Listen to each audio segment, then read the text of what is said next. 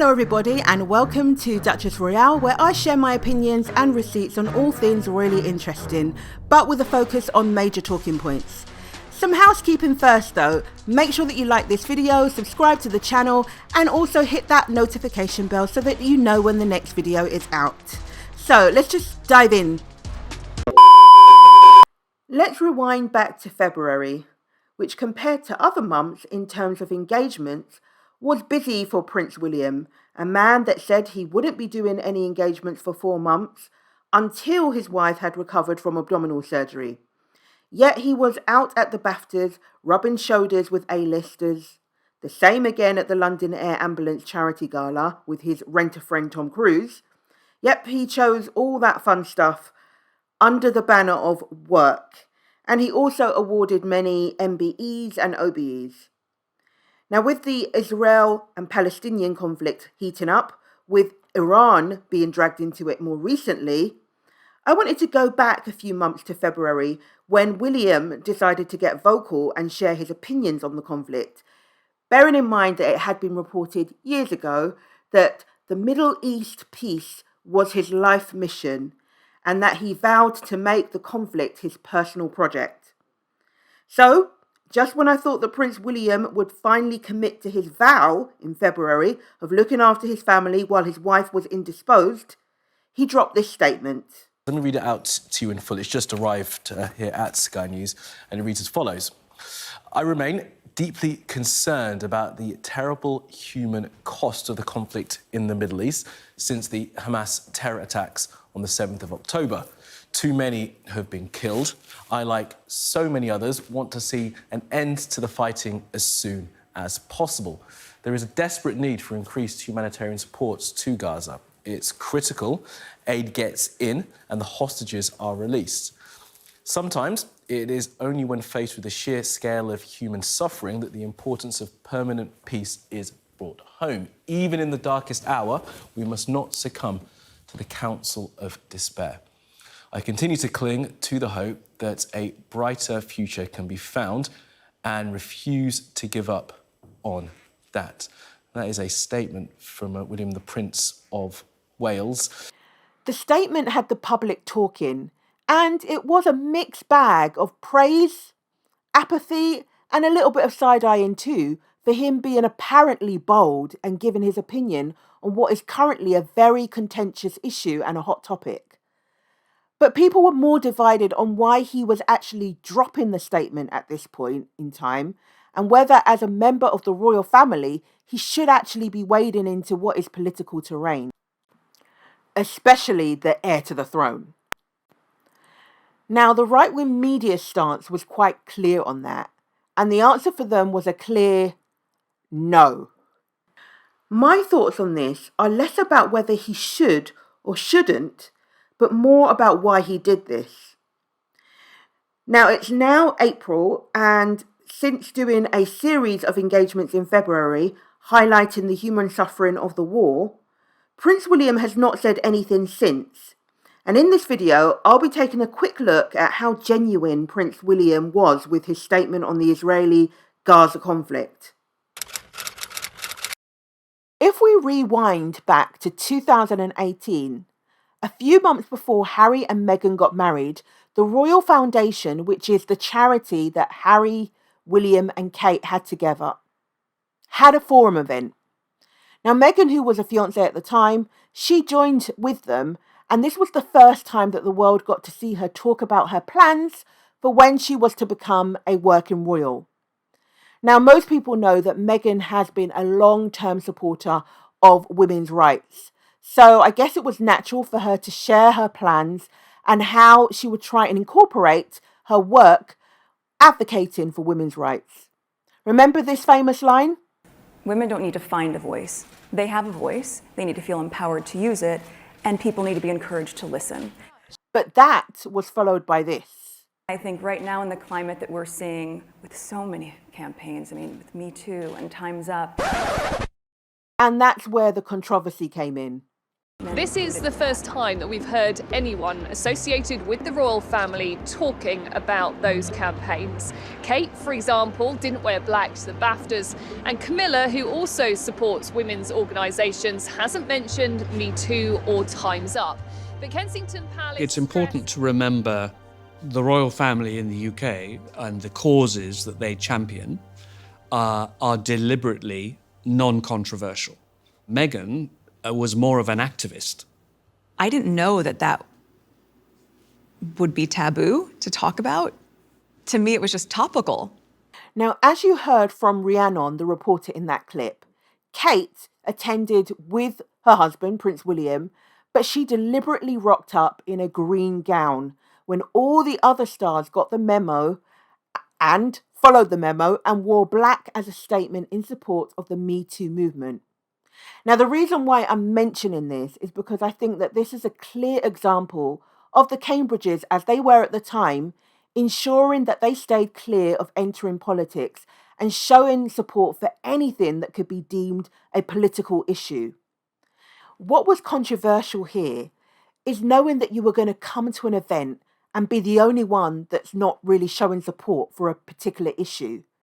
Are you not ashamed of yourself? Are you not embarrassed? This is really embarrassing. I mean, I know it's true that the royals have to remain apolitical, but wouldn't it have been better to either show up and support, or if you weren't going to do that, just stay home, sit this one out? Going back to the panel event at the Royal Foundation Forum, Meghan mentioned that she was having secret meetings with people as she was starting to build up her work that she would follow through with as a working royal, and she was ready to work and to make an impact. Now, I want to mention a royal biography by Robert Lacey, that's The Battle of the Brothers, but I have to frame this because Mr. Robert Lacey is very much an anti-Harry and Meghan royal biographer, and he's quite spiteful about them in his writings, but he's definitely very much pro-royal, pro-establishment.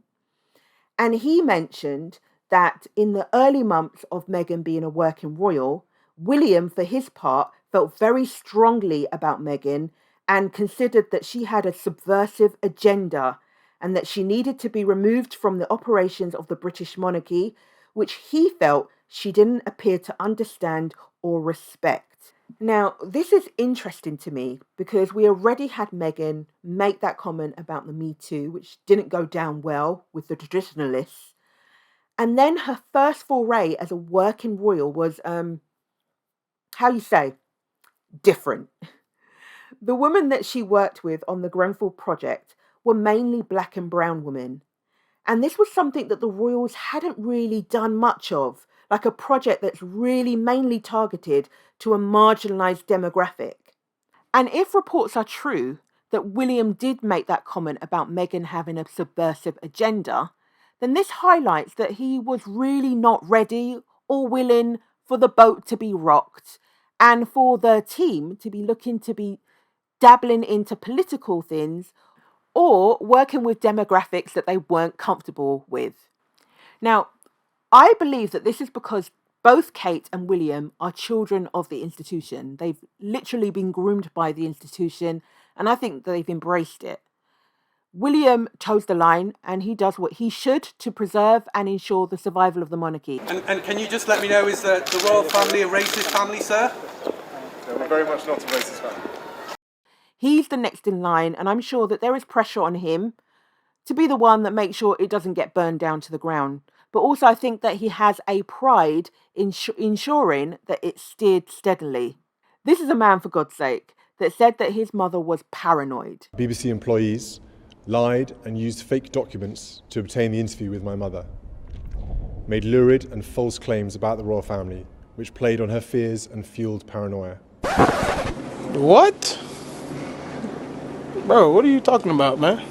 That the BBC's failures contributed significantly to her fear, paranoia. And he used the findings of an investigation that his mother was tricked into her 1995 interview with Martin Bashir to ensure that her famous interview is never shown again. It is my firm view that this panorama programme holds no legitimacy and should never be aired again. Douchebag of the year.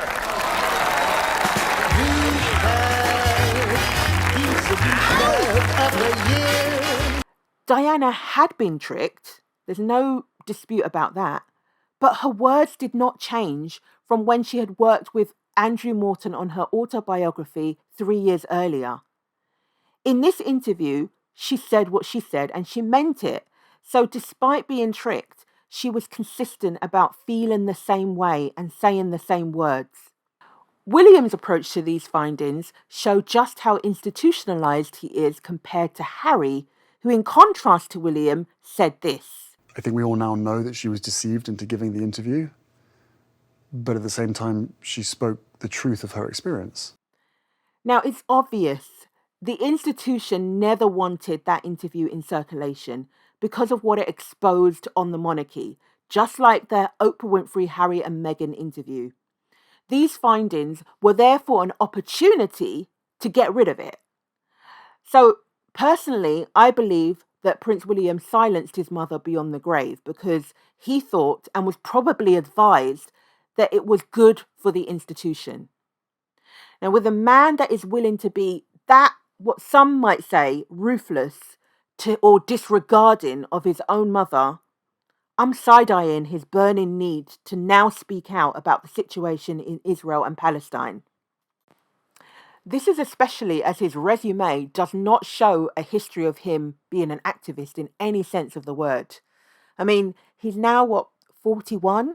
And I feel like it's just a recent thing that he's decided to come out and speak out a bit more.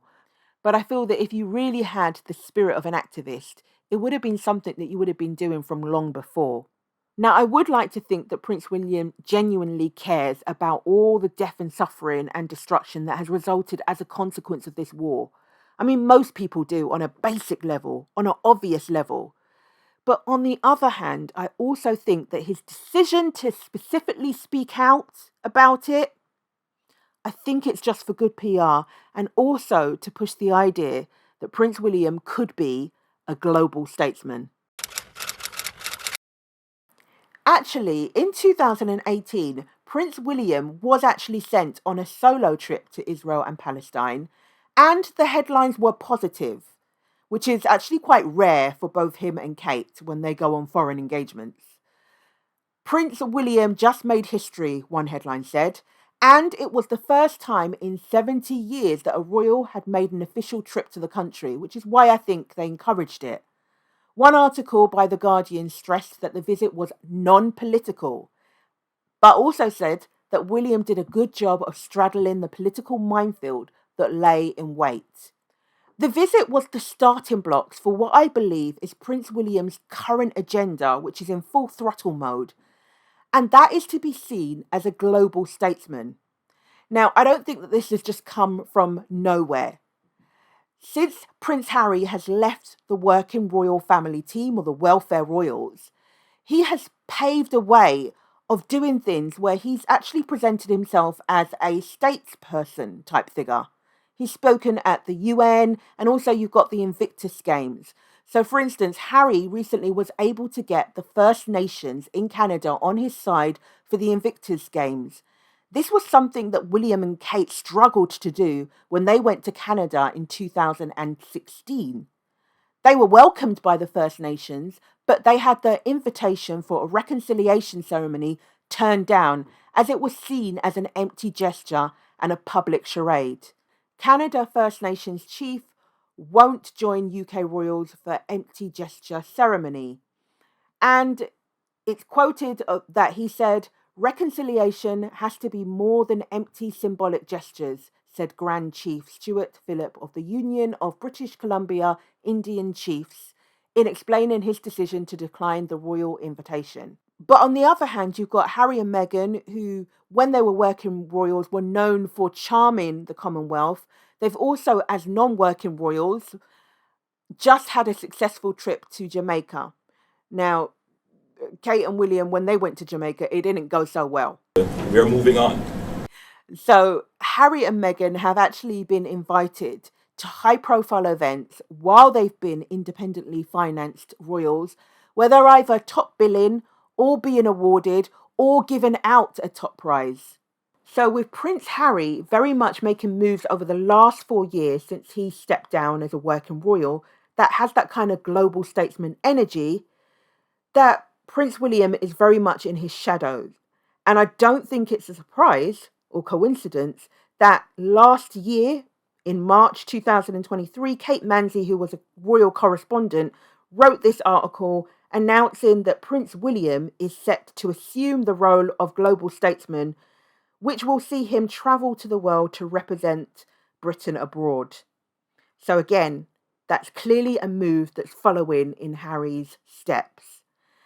Now, right-wing commentators angry with William now wading into politics, who were usually protective and supportive of him, they all pretty much sum up why Prince William was taking this stance. And you guessed it, they also think it's to one-up his brother.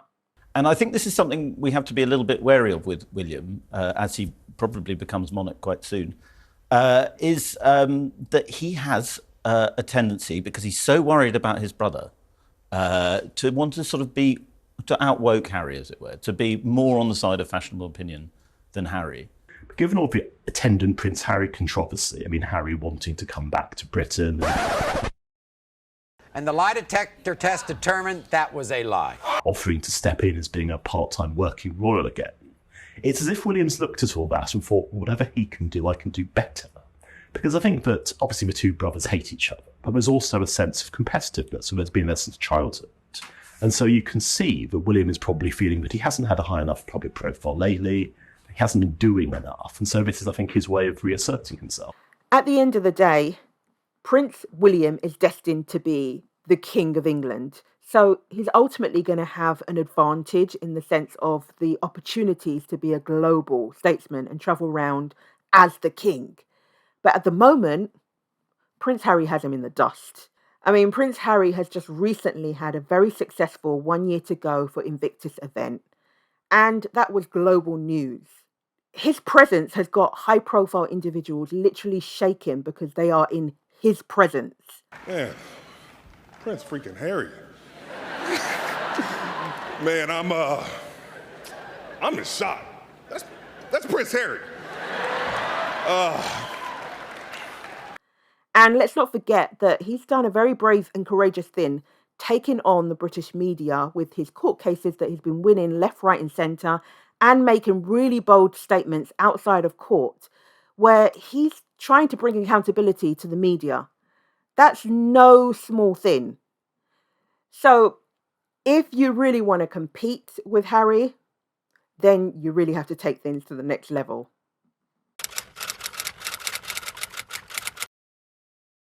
This is an extremely rare intervention, a very robust, a very powerful statement issued by the Prince of Wales. And he will have been only too aware that his words were going to make waves. And he went ahead with that statement because we're told by Kensington Palace that it is something he feels so strongly about. Some commentators, like Sarah, feel that his statement was powerful. When you actually read it, it really says a whole lot of nothing, just like this commentator said.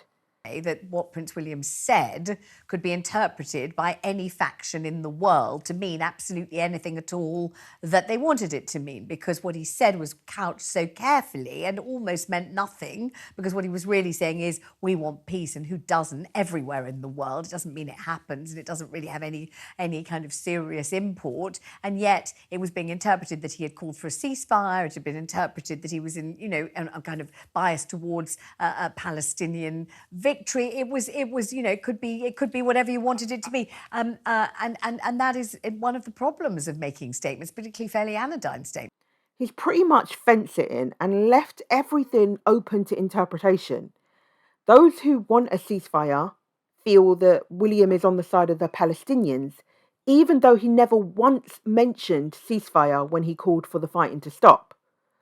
And those who support Israel, or some people who support Israel, were comforted by him saying that the hostages need to be released. Now, as much as this statement doesn't take sides, or actually takes both sides, more people felt that Prince William was calling for a ceasefire, and this really did upset the right-wing media and Israel. Now, this time, Prince William wasn't able to navigate this political minefield as he did in 2018. And the good relationships that he'd built up with Israel was potentially undermined and rocked by this. Check out this response from the former Israeli government spokesman Eilon Levy. Israelis, of course, want to see an end to the fighting as soon as possible.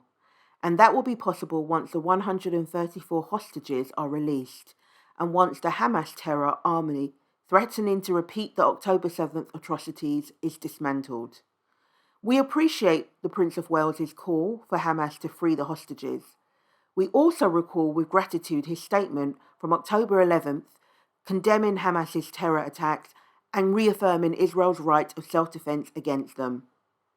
Now, the last line in that reply was akin to giving someone a wrist burn because they were basically highlighting William's hypocrisy by reminding him that in his first statement on this whole conflict after the 7th of October attacks, a statement, by the way, that no one really batted an eyelid to because it was so vanilla, but he condemned Hamas and he specifically said that Israel had a right to defend themselves, which for them, and from what people understood at the time, was bombing Gaza to weed out Hamas, despite the humanitarian costs and all the killing, which now Prince William is rolling back on. Now, Prince William is out here 5 months later saying the complete reverse. Now, other Israeli commentators have suggested that before Prince William tries to get peace in the Middle East, oh God, this is dragging him, that he should make peace with his brother first. Savage. Yes, that drag was savage. And here is one of the newspapers that reported that in bold letters. So this is the I newspaper with the headline, "Make Peace with Your Brother, Israelis Shrug Off Prince William's Ceasefire Plea." Yeah, so that didn't go down well. And it reported in the article more about how Israelis reacted with a mix of indifference and irritation to a rare political intervention from Prince William, calling for an end to the fighting in Gaza. Now, I actually think this is such a valid feeling for them to have. If you want to get into being a statesman peacemaker, then in a way you have to be of known good character. Inspirational maybe, kind of role model. Certainly you need to be clean so that your reputation and character doesn't undermine your attempt to make an impact and to be taken seriously. And you wading into certain things shouldn't easily open you up to suggestions that you're a hypocrite. Well, I'm sorry, but there is a case here, especially if you're pushing for peace. For example, despite the fact that there is obviously some arrangement with the media not to be too critical of Prince William, like they're allowed to do with Prince Harry and Duchess Meghan, it seems like royal reporters and biographers have not been able over the years to keep quiet and not let it slip out about him apparently having a temper. So just like these reports taken from royal insiders, you can see here, there's a lot of them that point to him having a short temper and being difficult to work with. More difficult than his father, King Charles. And some of them even say that he's left Charles shaking during arguments. Now, this recent headline from March 2024 blatantly says that William is not so sweet. And also here, the royal author spoke of him ranting and raving at his father. This report of him says he mirrors his father's temper, and it was 4 years ago, written in 2020. So imagine if he's given the king a hard time, how he'd be in his jealousy with his more popular younger brother and wife. Geez, no wonder Harry and Meghan ran away. And it's true that William's handling of them since they left, and even before the Oprah interview, had made him look belligerent, childish, and not open to peace and reconciliation. I don't want peace. I want problems, always. So in response to his calls for peace in February for the Israel-Gaza conflict, responses on social media calling out his hypocrisy were in abundance. Here are some. This user said, ironic that Prince William calls for peace in Gaza, but refuses to do so with his own brother. And this one says he should first make peace with his brother before preaching to others. He is a F-word hypocrite. This one questions his ability as a peacemaker and him not being taken seriously, saying, Prince William in an unprecedented move. Prince William is calling for an end to the fighting in Gaza. Get real, UK. He can't even stop the war with his own brother. Israel are not going to listen to him or anyone else. This one just found the whole thing amusing, summarising that Israel said, shut up, Prince William, and go and make peace with your brother. But I think that these last two highlight even more the issues about Prince William's character and the hypocrisy more specifically. So, Life with Joy said, you can't give what you don't have. Will needs to advocate for peace within his home and his family before he offers peace talks to an outsider. No one will take him seriously with his one-sided pettiness and trying to compete with H. That's Harry. This shows he's jealous of Harry's success and craves for attention. So that one really highlighted that his behaviour in respect of Harry undermines him in his role as a peacemaker and also flags that his motivations are probably more about his personal goals to outdo Harry. And with a similar view, this one said, last week, Harry won't be welcome back. This week, we need to end fighting in Gaza. BFFR. He's really lacking in the brain department. And while that last comment sounds harsh, maybe there is a lot of truth in that. I mean, this is not just about not making peace with his brother. This is about keeping the war going on with his brother and making it known that he's not about peace.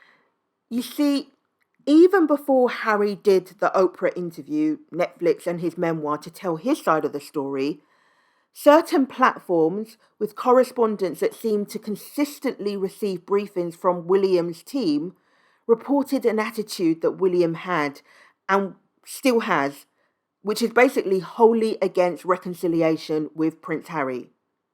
This is even when Prince Harry has indicated that he's open to this, as long as there's accountability. Yet, for the Queen's Jubilee 2 years ago, it was widely reported, as you can see here, that Prince William didn't want Harry there, let alone on the balcony. Other reports show that he's backed his father doing mean things to Harry, like evicting Harry and his family from their UK home, Frogmore Cottage. And even in a crisis, when Prince Harry came to visit his father in February, hearing that he was diagnosed with cancer, reporters with a line to Prince William's team reported that he didn't want to see Harry. And that was reported on the TV news as well. Of course, I don't expect Harry to want to see William either. But the point is, William is totally fine with letting the world know that he's so anti-peace with his brother. And to be honest, judging from William's behaviour, Prince Harry probably doesn't want to connect with William either, but at least he's got the diplomacy to keep that to himself. And that's the key word, diplomacy.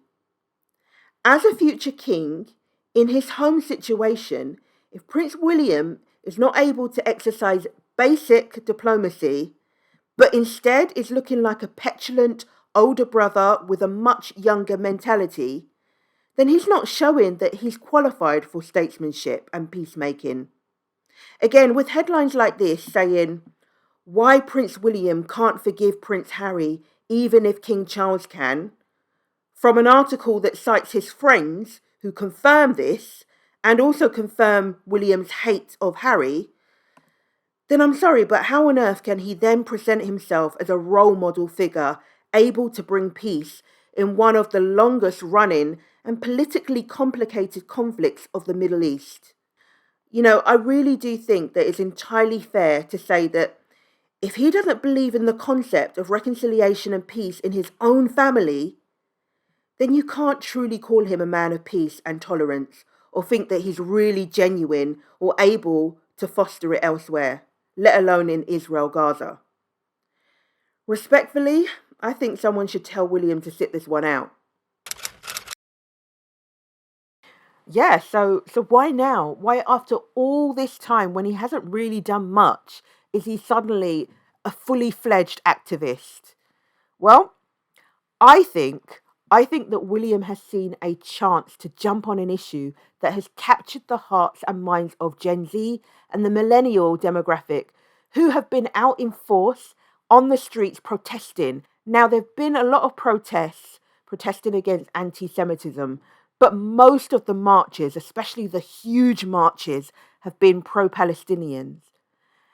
Now, the government, on the other hand, have taken an approach that aligns with the Israeli government. But by writing a statement, as he has done, Prince William got to put himself firmly front and centre before the desired demographic that he and the monarchy are trying to catch and engage to support the monarchy. So he presented himself as an empathetic, going against the grain prince, when in actual fact, he didn't go against the grain, he went with the grain. And over the last 7 months, the public sentiment has been so much in favour of stopping the war and calling for a ceasefire, and he just jumped on that, and he just went with the flow. And he tried to present himself as a leader that was prepared to fearlessly take a stand like a global statesman would. However, as I mentioned earlier, I have a little bit of a suspicion that there's PR involved here, and therefore it wasn't a surprise when royal correspondent Kate Manzi put this out on social media. So let me just read it out to you. Kensington Palace today announces that Prince William will embark on a series of UK engagements to recognise the human suffering in the Middle East. And in case you forgot, she goes on to say, in 2018, William became the first member of the royal family to visit the West Bank. Now, it was clear from the responses overwhelmingly that a lot of people saw through the PR. Let me just share, I mean, there was loads, but let me just share a few or a handful with you. So you got this one that just basically just said, new royal propaganda stunt alert incoming. Another one, incredibly shameful PR bollocks. Then someone who thinks that the people caught up in the conflicts won't be really hanging on Prince William's word says you can hear the sigh of relief across Gaza and Israel. This one thinks that Prince William, again, is motivated by Harry and says, same old. Days after Harry's success in Canada with the Invictus Games in Canada, they come out with this. It's like they think it's a competition. Then there were a couple, well, a lot, that were questioning the location of his engagements and I guess how genuine he is. Like this one said, UK engagements? So not going to Israel or Gaza Strip then? Just some PR pieces in London? Another one that said, is this really a job? If he wants to find out about human suffering, he needs to go to Gaza. This man makes me sick. And then another one that says, we can see the human suffering every single time we put on the news. This is another gimmick. And I'm just going to add on to that and say you actually just need to go onto social media and you see horrific things that show the human suffering that's going on in Gaza. Then another one said, tell William if he wanted people to take him seriously, he would take a stand against the malicious and hurtful articles the UK press prints about his brother and wife. William should encourage them to stop. That's a human suffering that he can control. Starts at home. Now, I think that's actually quite powerful because how can you be or try to claim to be a statesperson and a peacemaker when you can't even foster it in your own home? There's actually a lot more to say about why William put out this wishy-washy statement. Let's remember that this conflict was started 7 months ago, or rather reignited, should I say, 7 months ago. Is William trying to make good on his 2019 promise to bring peace to the Middle East? Well, yeah, in a way. Let me explain. At this time in February, the government were moving towards trying to get a ceasefire, but without saying they wanted a ceasefire, because they wanted to maintain their friendship with Israel. It was suggested William was acting as a puppet for the government and was pushing through the same narrative that they wanted to push through. Therefore, he wasn't stepping on their toes. This article in The Guardian notes that the heir to the throne is suspiciously close to channeling the Foreign Secretary in his recent statement about the conflict. And this headline from The Guardian says, Prince William has pontificated about Gaza, but was David Cameron the right person to plagiarise? So she's blatantly saying that he's following the government leads. And this commentator from a talk show also expressed a view that they've actually called upon Prince William to echo what they wish. If perhaps Prince William is being used in a way by the West precisely because he is apolitical, precisely because there's no hidden agenda. If America says something, if Jordan says something, if the UK says something, it's coming from the political leaders, whereas Prince William is above that. It's exactly what we're discussing. But the fact that if he can be used to influence a ceasefire or some way for the slaughter to stop at this moment. I just feel very strongly that we're living in cloud cuckoo land if people think that the Prince of Wales, the future monarch of the United Kingdom of Great Britain and Northern Ireland, releasing this statement is going to cause a sustainable ceasefire. What we can deduce is that this statement from Prince William, like Harry was when he was just impromptu and put out a statement in Meghan's defence when it became known that they were dating, where he told the British media to back off with his full chest. Well, Prince William is the other way. His statement was carefully crafted to fit the government line. It went through channels to ensure that the wording was right so that the two camps are not offended. As I said before, William is someone who toes the line, and the illusion that he's trying to create that this is a statement that's unprecedented is cute, but he's done what the palace advised, and he stuck to the narrative that the government wanted, just like he did 7 months ago, when the government was saying Israel has got the right to defend itself. He put out a statement saying exactly that. So this is not a statesperson that has got a mind of his own. At that point, the time was ripe for a statement. If the government are trying to get a ceasefire, it could look like William's statement had an effect. He would be lauded as someone who made good on his peace pledges from 6 years ago and has made an impact. However, let's slow up for a minute because this carefully worded statement has still caused offence to monarchists who despise political interfering by royals. I want to move on now to the royals because this week Prince William, he's been copping a lot of backlash for his statement on the Gaza-Hamas war. He, of course, acknowledged the terrible human cost of the conflict that has seen too many killed, and he called for the release of the remaining hostages.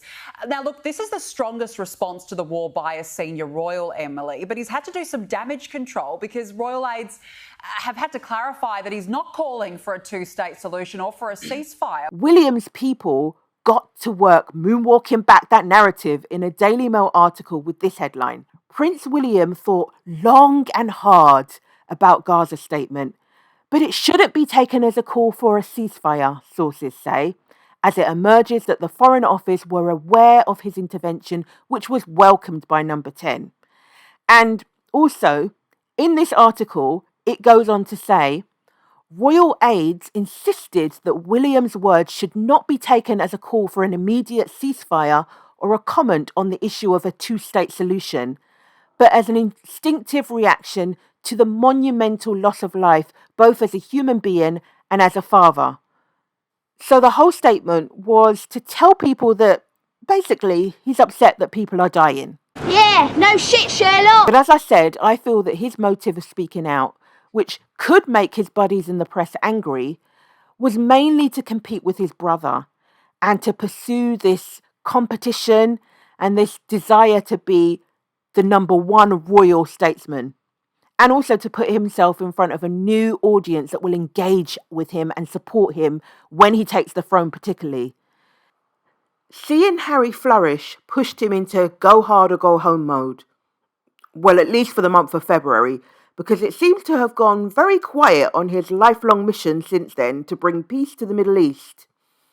And with things heating up in that region to a whole nother level, maybe Prince William thought, I better sit this one out. So I guess we'll just have to wait and see what happens with this. I mean, I hope that there will be a ceasefire myself. I hope that there will be peace in the Middle East. But if there is a ceasefire, I'm damn sure that it will have nothing to do with Prince William. So that's it for this video. I hope you liked it. If you did, please press the like button, subscribe to the channel, hit that notification bell so that you know when the next video is out. But also, let me know what you think in the comment section. Do you think that Prince William was being bold in his statement? Do you think he's genuine, or do you think it's all for PR? Anyway, I will check the comments and I hope to see you on the next video. Peace, and I'm out.